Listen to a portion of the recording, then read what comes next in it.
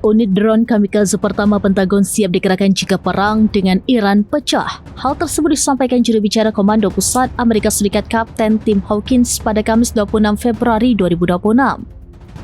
Unit drone kamikaze dikenal sebagai Satuan Tugas Scorpion dan merupakan pengembangan dari unit drone eksperimental. Unit drone ini sekarang menjadi bagian dari pengerahan militer Amerika Serikat terbesar di Timur Tengah sejak invasi Irak tahun 2003. Salah satu drone milik unit tersebut berhasil diuji coba peluncurannya di Teluk pada pertengahan Desember 2025. Uji coba dilakukan dari dek penerbangan kapal tempur USS Santa Barbara.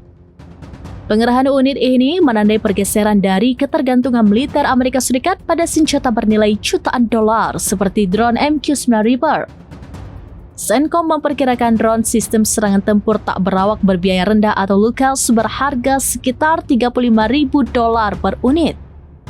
Drone yang ringan ini dirancang untuk serangan satu arah, misi pengintaian, dan serangan maritim.